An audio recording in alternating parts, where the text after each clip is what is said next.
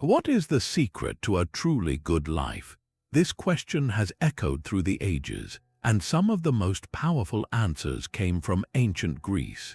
We are going straight to the source, to the minds of Socrates, Plato, and Aristotle, to uncover their timeless definitions of happiness and virtue. By the end of this journey, you will have a complete toolkit of ancient wisdom to guide your own search for meaning.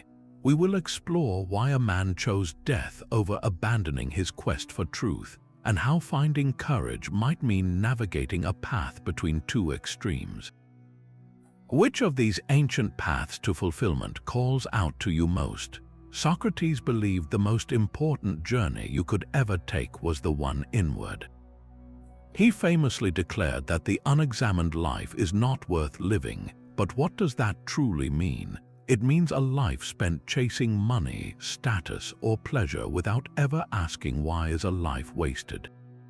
For Socrates, the good life was not an external destination to be reached. It was an internal state of being, built through a relentless pursuit of wisdom and virtue. His primary tool for this quest was the Socratic method, a powerful form of cooperative argumentative dialogue. He would engage people in conversations about concepts like justice or courage, not to lecture them but to question them. He would ask simple, probing questions that revealed the contradictions in their own beliefs. This process was not about winning a debate. It was a form of intellectual midwifery, helping people give birth to their own understanding. Imagine someone confidently states that courage is never feeling fear. Socrates would gently ask if a soldier who feels terrified but holds their ground is not, in fact, courageous. Through this questioning, a deeper, more nuanced truth emerges. This method is a mirror for the soul, forcing you to confront what you truly know and believe. The ultimate goal was self-knowledge, because Socrates was convinced that to know what is good is to do what is good. He thought that all wrongdoing was a result of ignorance, and that no one who truly understood virtue would willingly choose a vicious act. This profound commitment to his philosophical mission was tested at the very end of his life. Accused of corrupting the youth and impiety, he was sentenced to death.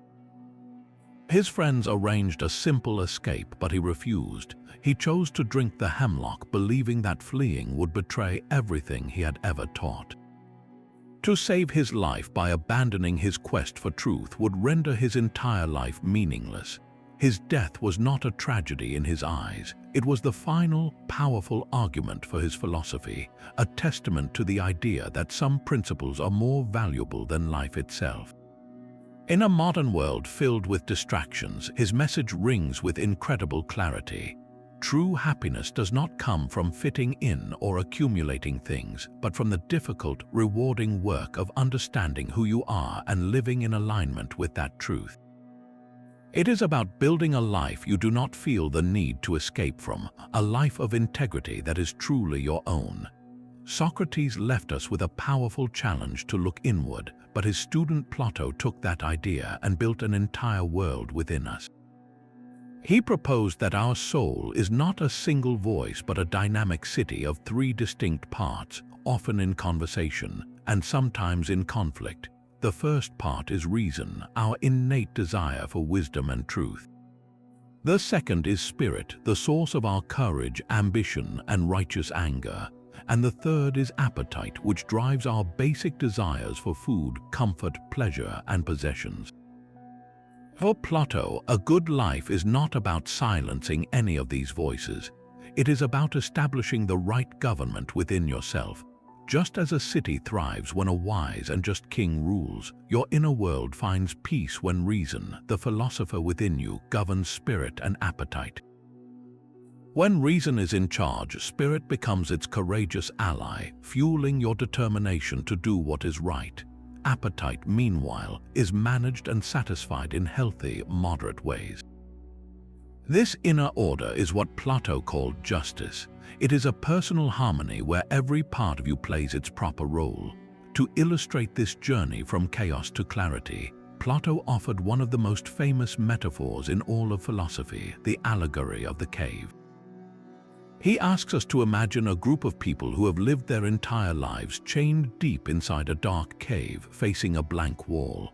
Behind them, a fire burns and puppeteers carry objects that cast shadows on the wall. For these prisoners, these shadows are the only reality they have ever known. They name them, discuss them, and compete for the best view of them. Then one prisoner is freed. He is forced to turn around, his eyes aching as he sees the fire and the puppets for the first time. He realizes the shadows are mere illusions. He is then dragged up a steep, difficult passage out of the cave and into the blinding sunlight. Slowly, his eyes adjust. He sees real objects, then the moon and stars, and finally the sun itself, the ultimate source of all light and life. He understands that this is true reality. Plato's cave is our world. The shadows on the wall are the fleeting illusions we often chase, the approval of others, social media likes, material wealth, and shallow pleasures. The difficult ascent out of the cave is the philosophical journey, the hard work of using your reason to question the shadows you have always taken for granted. And the sun, the form of the good, represents the ultimate truth, beauty, and moral clarity that illuminates everything else. Once you have seen the sun, your entire perspective shifts. You can no longer be satisfied with the shadows. You feel a duty to return to the cave, to help others see the light, even if they mock you for your strange new insights. This is the core of Plato's good life, a life of inner justice guided by a relentless pursuit of the highest truths. It is a call to break free from the cave of societal pressures and manufactured desires, to stop competing for the best view of the shadows, and to embark on the demanding but glorious ascent toward what is genuinely real and fulfilling. Plato's journey out of the cave points toward a son of perfect truth, but his greatest student, Aristotle, asked a more grounded question. What does a well-lived life actually look like here on the ground, in the messy reality of our daily existence? His answer was eudaimonia, a rich and powerful idea often translated as human flourishing. This is not the fleeting high of a momentary pleasure, nor is it simply feeling happy. Eudaimonia is the profound satisfaction of living well and doing well, a life that is actively excellent because you are fulfilling your unique potential as a human being. Think of a master carpenter who takes pride in crafting a beautiful table, or a compassionate friend who finds deep meaning in offering support. Their reward is not just in the finished product or the gratitude received, but in the very act of expressing their skill and character.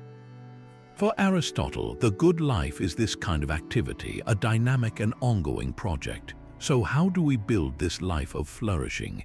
Aristotle provides a practical guide, the doctrine of the mean. He observed that every virtue is a golden balance between two extremes, a deficit and an excess. Courage, for example, is the virtuous mean between the deficiency of cowardice and the excess of recklessness. The coward feels too much fear and fails to act when they should, while the reckless person feels too little fear and acts foolishly. The courageous person, however, feels the right amount of fear at the right time and chooses to act wisely in spite of it. This is not a mathematical midpoint, but a flexible balance unique to each situation and each person. Another powerful example is the virtue of temperance, which deals with our physical pleasures. The deficient extreme is insensibility, a person who takes no joy in life's simple delights. The excessive extreme is overindulgence, the glutton who is ruled by their cravings. The temperate person finds the mean, enjoying good food and drink in a healthy and controlled way, without being enslaved by the desire for more. This framework applies to nearly every aspect of character. Generosity is the mean between stinginess and wastefulness. Patience is the mean between short-tempered irritation and passive indifference. Even righteous anger has its place as a mean between never getting upset and flying into a destructive rage over every small slight. Cultivating these virtues is a skill, much like learning to play an instrument. You do not become a virtuous person by simply reading about it. You become courageous by performing courageous acts, starting with small challenges. You become temperate by consciously choosing moderation when you are tempted to overindulge. Each right action strengthens your character, making the next virtuous choice a little easier and more natural. This is how we achieve eudaimonia, not by waiting for happiness to find us, but by actively building a life of meaningful action. It is the difference between being a spectator in your own life and being the craftsman, deliberately shaping your character through thousands of daily choices. The path to flourishing is not a straight line to a distant finish, but the very quality of the walk itself. But knowing the right balance is one thing. Knowing how to apply it in the messy reality of daily life is another. This is where Aristotle introduces a master virtue, the intellectual skill that guides all the others, practical wisdom or phronses. Practical wisdom is not just abstract knowledge, it is the ability to see what is truly good for you in this specific situation right now. It is the capacity to deliberate well, to weigh your options, and to choose the right course of action when the rulebook offers no clear answers. Imagine you are trying to be generous. Practical wisdom is what tells you whether a friend needs a direct financial loan, or if that would actually create more harm than good. It helps you navigate the complex space between being a pushover and being rigidly principled, finding the compassionate and effective action. This wisdom is cultivated through experience and reflection, learning from both our successes and our missteps. It is the conductor of the orchestra of your character, ensuring that each virtue plays its part at the proper time and volume. Yet for Aristotle, this deeply personal project of building a good life is not a solitary one. He makes a striking claim that without friends, no one would choose to live even if they had all other goods. He saw friendship not as a pleasant addition to life, but as an absolute necessity for human flourishing. He identified three distinct kinds of friendship. The first is friendship of utility, where you associate with someone because they are useful to you, like a reliable business partner or a helpful colleague. The second is friendship of pleasure, based on the enjoyment you get from each other's company, like a fun tennis partner or someone who shares your taste in comedy. These first two types are perfectly fine, but they are fragile. They naturally dissolve when the usefulness ends or the pleasure fades. The third type, however, is friendship of virtue. This is the highest and most complete form. Here you are friends with someone because you admire their good character and they admire yours. You share a commitment to what is good and noble. This friendship is not transactional. It is built on a mutual desire for each other's growth and well-being. In a virtuous friendship, you have a second self, someone who reflects your best qualities back to you and helps you become a better person. You sharpen each other's practical wisdom through deep conversation and honest feedback. You celebrate each other's successes as if they were your own, and you support each other through hardship. For Aristotle, this kind of bond is a school for virtue, an essential mirror that helps us see ourselves more clearly and live more fully. A life of eudaimonia, of true flourishing, is therefore a shared life. It is a life guided by the steady compass of practical wisdom and enriched by the profound, transformative power of loving and being loved for who you truly are at your core. While Aristotle spoke of flourishing in a community, another powerful school of thought offered a roadmap for inner peace even when the world falls apart. The Stoics, philosophers like Seneca, Epicurus, and Marcus Aurelius, argued that the good life is not found in changing the world around you, but in mastering your reactions to it. Their core principle was simple yet profound: live in accordance with nature and reason, focusing only on what is within your control. They divided the world into two simple categories: what is up to us and what is not. Our own judgments, our values, our desires, and our actions, these are within our control. Everything else, from our reputation and our wealth to the actions of others and even our own health, is ultimately not. The secret to tranquility, they taught, is to pour all your energy into the first category and to accept the second with grace. This is the dichotomy of control. Imagine you are preparing for an important job interview. You can control your preparation, your research, and your punctuality. You cannot control the mood of the interviewer, the strength of the other candidates, or the final decision. Stoicism teaches that you will find peace not by obsessing over the outcome, but by focusing entirely on doing your part with excellence and integrity.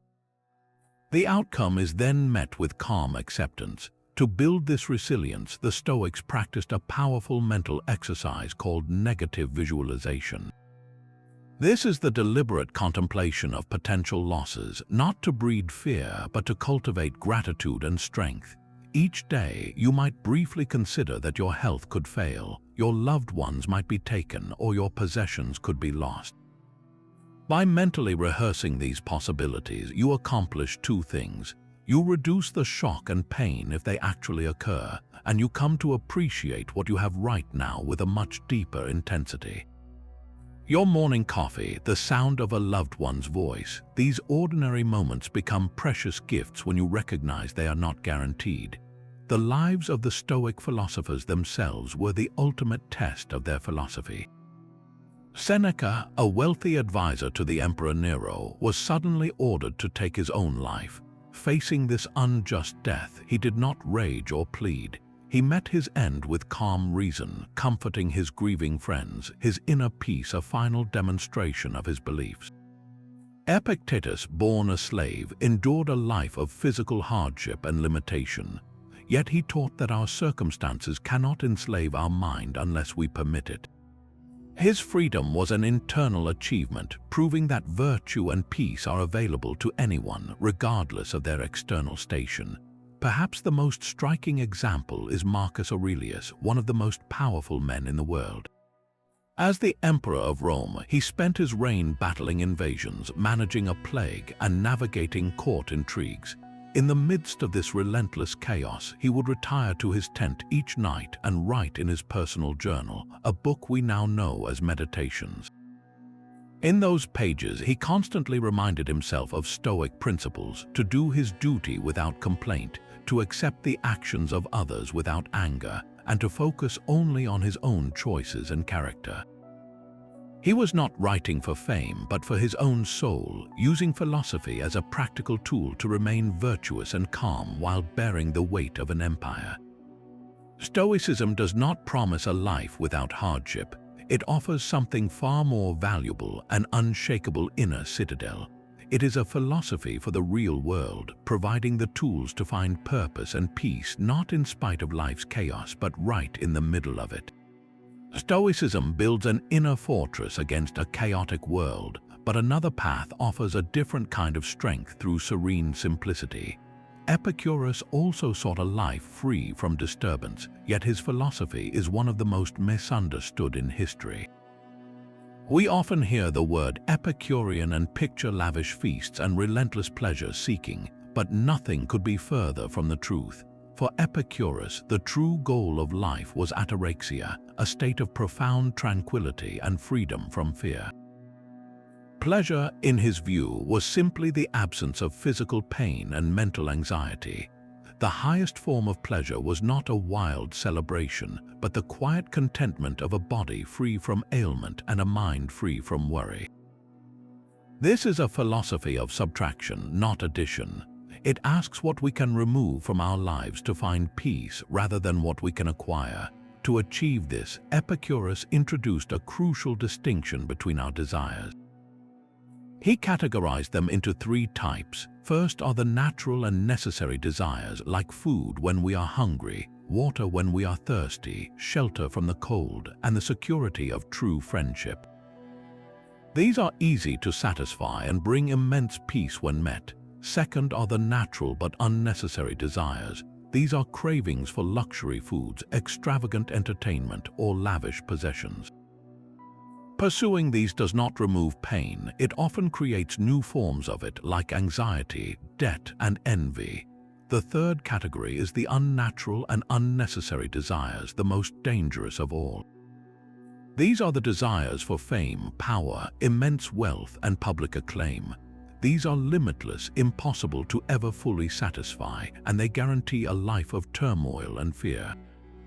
Epicurus taught that the path to ataraxia lies in focusing almost entirely on the first category, satisfying our natural and necessary needs with simple, readily available things. A plain meal of bread and cheese when you are truly hungry provides more genuine pleasure than a forced feast. The cool water from a well is more refreshing than the most expensive wine. This is why he founded his school, known as the Garden, as a modest community where friends could live together, sharing simple meals and profound conversations, supporting each other in this pursuit of a tranquil life. He actively advised against seeking political power or public fame, seeing them as sources of constant anxiety and conflict. He also challenged the widespread superstitions and fear of the gods that plagued his time, arguing that divine beings, if they existed, were not concerned with human affairs and that death was simply a cessation of sensation, nothing to be feared. An Epicurean life is not one of deprivation, but of deep, refined appreciation. It is the discovery that the greatest and most lasting satisfaction comes not from the frantic pursuit of more, but from the calm enjoyment of enough. It is the profound pleasure found in a conversation with a close friend, the warmth of the sun on your skin, or the taste of fresh water, when you are no longer chasing the shadows of what you think you are missing. While the Epicureans found contentment in a tranquil garden, the Cynics took the pursuit of a natural life to its most radical extreme. Diogenes of Sinope became the living embodiment of this philosophy, a man who owned nothing but a cloak, a staff, and a wooden tub he called home. He famously wandered the marketplace in broad daylight, holding a lit lantern high, peering into the faces of passers-by. When asked what he was doing, he would reply that he was searching for an honest man, a quest that invariably proved futile. This was not just an eccentric stunt, it was a powerful performance piece designed to expose the hollow hypocrisy of civilized society. For Diogenes and the Cynics, the good life meant just one thing: living in perfect accordance with nature, free from every artificial desire imposed by human convention. They saw the relentless pursuit of wealth, power, and social status as a form of sickness, a voluntary slavery that trapped people in a web of anxiety, envy, and endless toil.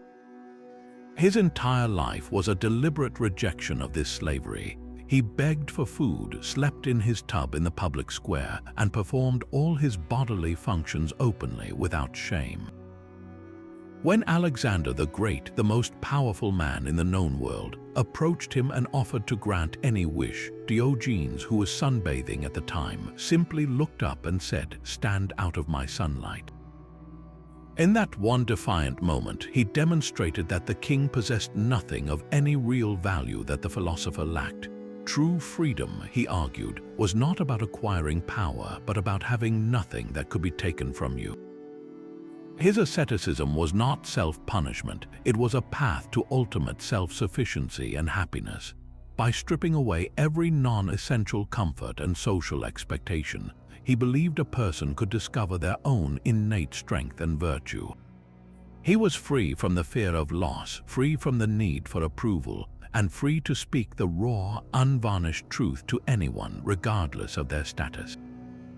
This radical simplicity echoes powerfully in modern movements like minimalism and voluntary simplicity, where people consciously choose to declutter their lives, shedding material possessions and draining social commitments to find a more authentic and focused existence. The Cynics challenge us to ask a difficult question: how many of the things we tirelessly work for are truly fulfilling a natural need? And how many are merely shackles we have polished, thinking them to be jewels? Diogenes sought freedom by rejecting all convention, but another philosopher proposed a far more radical path to peace, one that required rejecting certainty itself. This was Pyrrho of Illes, the founder of a school of thought known as Pyrrhonian skepticism. His journey began not in a marketplace, but on a military campaign. He traveled to India with the army of Alexander the Great, where he encountered wise men who challenged the very foundations of Greek knowledge. He returned home with a revolutionary idea that the secret to a good life, to eudaimonia, lies not in finding answers but in gracefully letting go of the need for them. The skeptics argued that our turmoil does not come from a lack of knowledge, but from our dogmatic attachment to beliefs. We suffer because we are convinced we know how things truly are, and we are then distressed when reality fails to match our expectations. A friend must be loyal, a political cause must be just, the weather should be fair for our picnic. When these fixed beliefs are challenged, we feel anxiety, anger, and disappointment.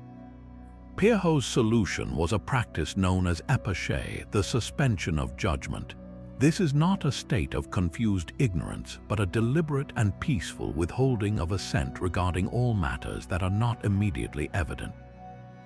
Is the world fundamentally good or evil? Is there an afterlife? What is the true nature of justice? The skeptic does not claim to know the answers to these questions. They systematically examine every argument for a position and find an equally persuasive argument against it. Faced with this equipollence, this balance of opposing views, the only rational response is to simply stop judging. And here lies the great surprise. The unexpected reward for this intellectual humility is ataraxia, a profound and unshakable tranquility.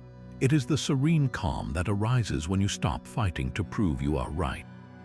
Imagine you are locked in a heated political debate. Your heart is pounding, your frustration is rising as you try to convince the other person of your truth.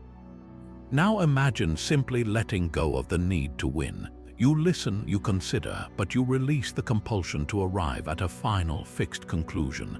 The internal tension simply evaporates. This is the skeptic's peace. It is freedom from the battlefield of opinions. This ancient practice holds incredible power in our modern world, a world saturated with conflicting information and constant demands to take a side. Social media feeds are engineered to provoke our judgments and outrage. The skeptical path offers a way out of this endless cycle. It does not mean becoming passive or indifferent.